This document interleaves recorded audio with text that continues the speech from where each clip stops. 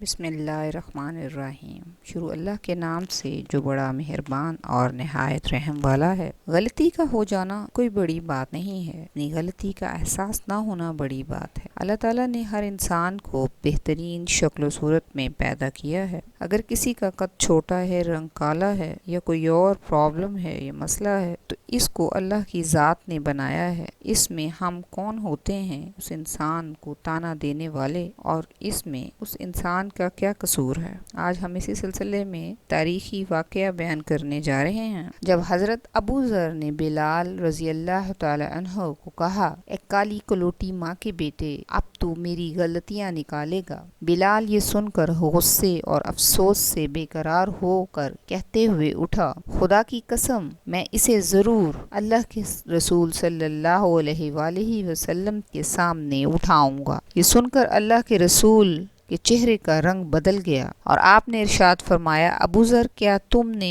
اسے ماں کی آر دلائی؟ تمہارے اندر کی جہالت اب تک نہیں گئی؟ اتنا سننا تھا کہ ابو ذر یہ کہتے ہوئے رونے لگے، یا رسول اللہ، میرے لیے دعائے مغفرت کر دیجئے، اور پھر روتے ہوئے مسجد سے نکل گئے۔ باہر آ کر اپنا رخسار مٹی پر رکھ دیا اور بلال سے مخاطب ہو کر کہنے لگے، بلال، جب تک تم میرے رخسار کو اپنے پاؤں سے روندو گے نہیں، میں اس مٹی سے نہ اٹھوں گا۔ یقیناً تم معزز محترم ہو اور میں ذلیل و خوار ہوں۔ یہ دیکھ کر بلال روتے ہوئے آئے اور ابو ذر سے قریب ہو کر ان کی رخسار چوم کر بولے، خدائے پاک کی قسم، میں اس رخسار کو کیسے روند سکتا ہوں جس نے ایک بار بھی خدا کو سجدہ کیا ہو۔ پھر دونوں کھڑے ہو کر گلے ملے اور بہت روئے۔ آج ہم میں سے ہر ایک دوسرے کی بہت سی حد تک امیز باتیں ایک دوسرے کو کرتے ہیں، مگر کوئی یہ نہیں کہتا کہ ہمیں معاف کر دیں یا معذرت نہیں کرتا۔ سچ ہے، ہم آئے دن لوگوں کے جذبات کو چھلنی کرتے ہیں اور ہم معذرت کے الفاظ تک زبان سے ادا نہیں کرتے۔ معاف کر دیجئے جیسا ایک عدد لفظ کہنے میں ہمیں شرم آتی ہے، معافی مانگنا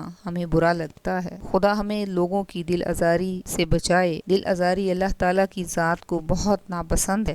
حضرت عمر بن عبدالعزیز کا دور حکومت تاریخ کا سنہری دور رہا ہے۔ آپ نے اپنی رعایا کو سارے حقوق دیے، لیکن خود بہت سادہ زندگی بسر کی اور ہر حال میں اللہ کا شکر ادا کیا۔ ایک دفعہ عراق میں ایک بوڑھی خاتون رہتی تھی۔ اس کا خاوند فوت ہو چکا تھا، اس کی 5 بیٹیاں تھیں۔ اس کا گزر بہت مشکل سے ہوتا تھا۔ اس نے سوچا کہ حضرت عمر بن عبدالعزیز کے پاس جاتی ہوں اور ان سے اپنی بچیوں کا وظیفہ لگوانے کی بات کرتی ہوں۔ وہ عراق سے چلی اور آپ کے پاس آئی۔ لوگوں سے آ کر گھر کا پتہ پوچھا تو لوگوں نے بتایا کہ وہ جہاں ٹاٹ کا پردہ لگا ہے وہ آپ رضی اللہ تعالی عنہ کا گھر ہے۔ کہتی ہیں، میں نے دروازے پر دستک دی، ایک عورت نے دروازہ کھولا اور مجھے اندر بلایا۔ اندر داخل ہوئی تو بڑا صحن تھا اور ایک طرف پانی کا کنواں تھا، ایک بڑا سا درخت تھا اور ایک عورت درخت کے نیچے برتنوں کو صابن لگا کر بیٹھی تھی۔ بوڑھی عورت بیٹھنے کو کہا اور پوچھا، کیسے آئیں؟ وہ بولی، حضرت عمر بن عبدالعزیز سے ملنے آئی ہوں۔ اتنے میں دروازے پر دستک ہوئی۔ اس عورت نے دروازہ کھولا تو کوئی صاحب تھے۔ وہ کہنے لگے، اتنی دیر لگا دی، کب سے برتنوں کو صابن لگا کر بیٹھی ہوں۔ اس صاحب نے کہا،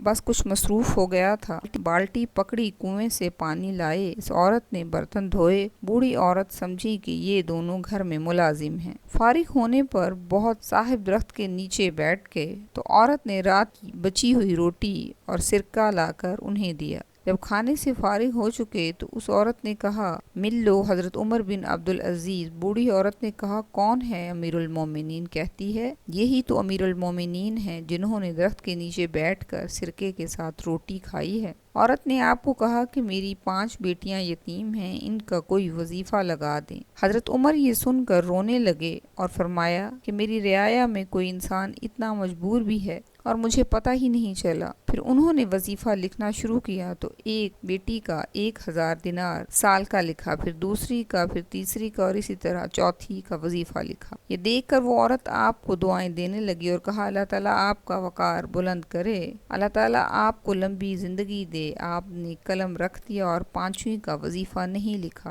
اس عورت نے کہا، 5ویں کا وظیفہ کیوں نہیں لکھا؟ تو آپ نے کہا، جب تک میں وظیفہ لکھ رہا تھا تم اللہ تعالیٰ کا شکر ادا کر رہی تھی اور تب میرا تعلق بھی اللہ تعالیٰ سے بنا ہوا تھا، لیکن اب تم نے مجھے دعائیں دینا شروع کر دی ہے۔ اب میں جو بھی لکھوں گا اس پر اللہ تعالیٰ راضی نہیں ہوگا، کیونکہ اب بات میری ذات پر آ گئی ہے۔ تم دوسری 4 سے کہنا 5ویں کو بھی اس میں سے حصہ دے، اس لیے اب میں نہیں لکھوں گا، یہ لے جاؤ اور جا کر عراق کے گورنر کو دکھانا۔ وہ جب گورنر کے پاس پہنچی تو اس نے وہ خط گورنر کو دکھایا تو وہ چیخیں مار کر رونے لگا۔ وجہ پوچھی تو اس نے کہا آپ رضی اللہ تعالی عنہ کا انتقال ہو گیا ہے۔ وہ عورت بھی رونے لگی اور کہا کہ میری بچیوں کا کیا بنے گا؟ اس گورنر نے کہا میں جب تک گورنر رہا تو میں وظیفہ دوں گا، اور اگر نہ بھی رہا تو میں مالدار ہوں، ذاتی طور پر وظیفہ دوں گا۔ اس عورت نے وجہ پوچھی تو گورنر نے جواب دیا اگر امیر حضرت عمر جیسے ہوں، اللہ گورنروں کے دلوں کو بھی نرم کر دیتا ہے۔ اللہ تعالیٰ سے دعا ہے کہ اللہ ہمیں امیر المومنین جیسے حکمران عطا فرمائے اور ہمارے حکمرانوں کے دلوں میں نرمی پیدا کرے اور ان کی طبیعتوں میں سادگی پیدا ہو۔